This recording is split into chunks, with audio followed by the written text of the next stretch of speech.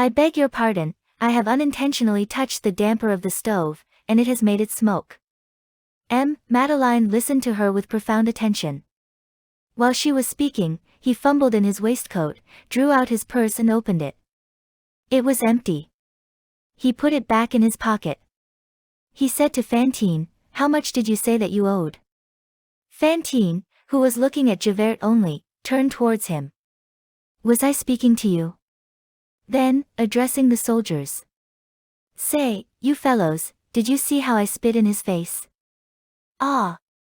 You old wretch of a mayor, you came here to frighten me, but I'm not afraid of you. I am afraid of Monsieur Javert. I am afraid of my good Monsieur Javert." So saying, she turned to the inspector again. "And yet, you see, Mr. Inspector, it is necessary to be just.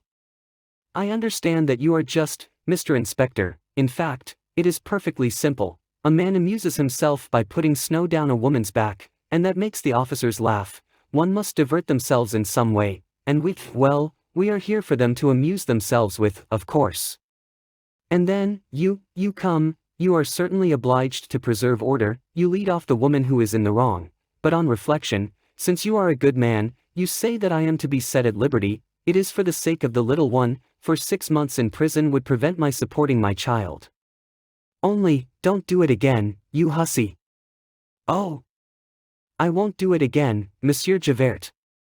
They may do whatever they please to me now, I will not stir. But today, you see, I cried because it hurt me. I was not expecting that snow from the gentleman at all, and then, as I told you, I am not well, I have a cough, I seem to have a burning ball in my stomach, and the doctor tells me, 'Take care of yourself. Here, feel, give me your hand, don't be afraid, it is here.'" She no longer wept, her voice was caressing. She placed Javert's coarse hand on her delicate, white throat and looked smilingly at him. All at once she rapidly adjusted her disordered garments, dropped the folds of her skirt, which had been pushed up as she dragged herself along, almost to the height of her knee, and stepped towards the door, saying to the soldiers in a low voice, and with a friendly nod, "Children, Monsieur l'Inspecteur has said that I am to be released, and I am going." She laid her hand on the latch of the door. One step more and she would be in the street. Javert up to that moment had remained erect, motionless, with his eyes fixed on the ground, cast athwart this scene like some displaced statue, which is waiting to be put away somewhere. The sound of the latch roused him.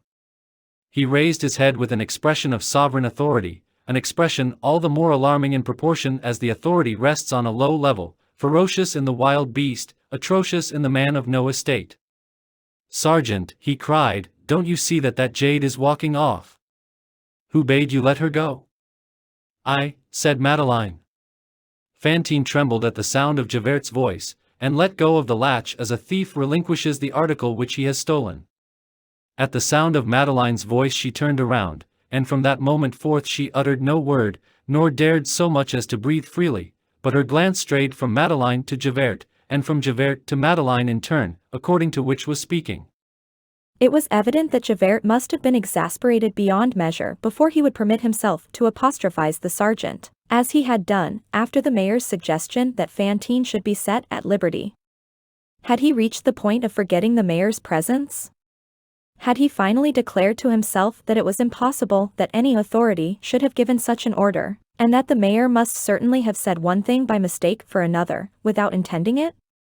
Or, in view of the enormities of which he had been a witness for the past 2 hours, did he say to himself that it was necessary to recur to supreme resolutions, that it was indispensable that the small should be made great, that the police spy should transform himself into a magistrate, that the policeman should become a dispenser of justice, and that, in this prodigious extremity, order, law, morality, government, society in its entirety, was personified in him, Javert?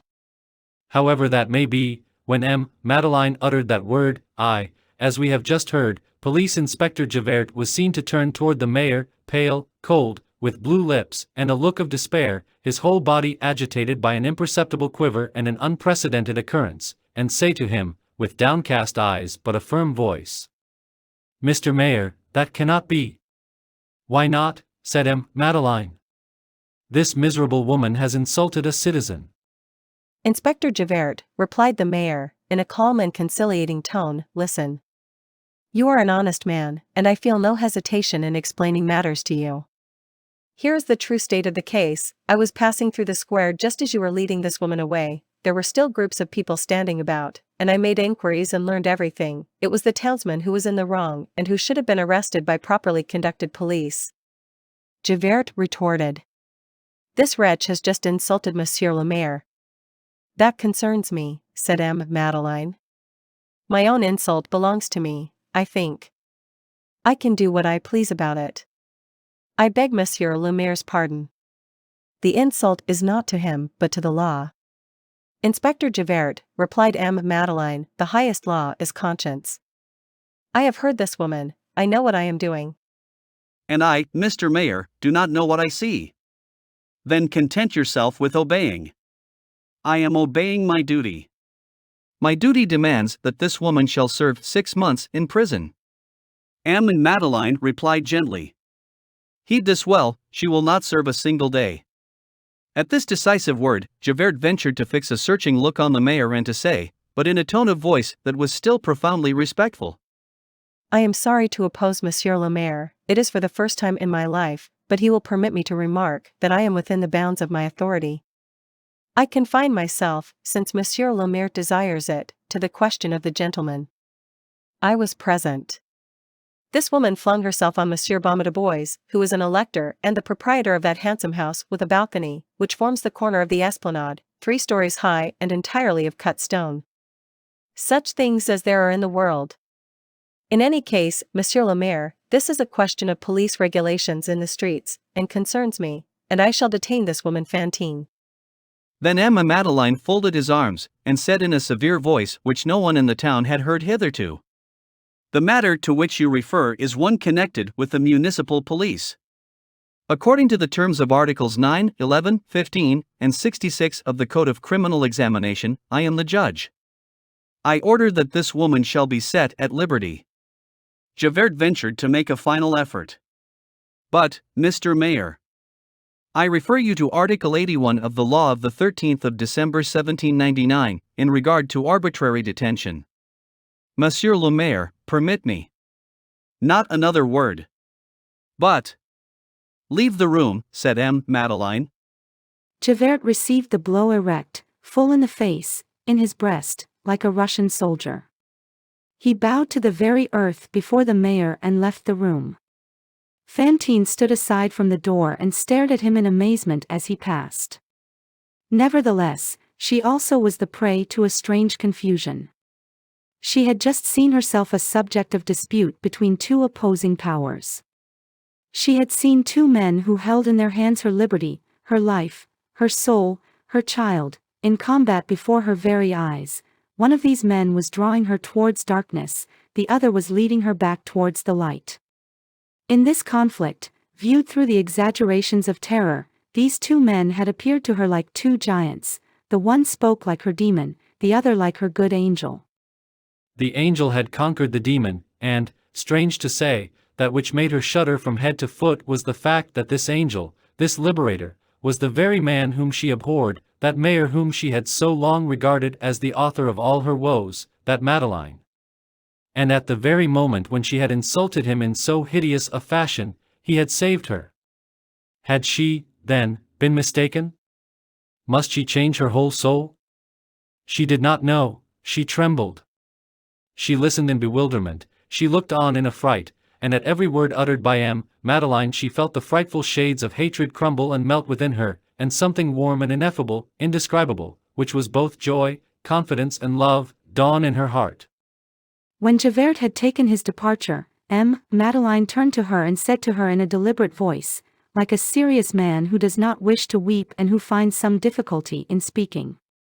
I have heard you. I knew nothing about what you have mentioned.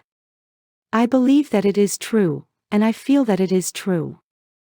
I was even ignorant of the fact that you had left my shop. Why did you not apply to me? But here, I will pay your debts, I will send for your child, or you shall go to her. You shall live here, in Paris, or where you please. I undertake the care of your child and yourself. You shall not work any longer if you do not like.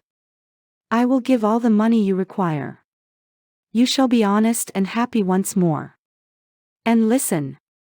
I declare to you that if all is as you say, and I do not doubt it, you have never ceased to be virtuous and holy in the sight of God. Oh, poor woman. This was more than Fantine could bear. To have Cosette. To leave this life of infamy. To live free, rich, happy, respectable with Cosette, to see all these realities of paradise blossom of a sudden in the midst of her misery. She stared stupidly at this man who was talking to her, and could only give vent to 2 or 3 sobs. Oh! Oh! Oh! Her limbs gave way beneath her. She knelt in front of him, Madeleine, and before he could prevent her he felt her grasp his hand and press her lips to it. Then she fainted.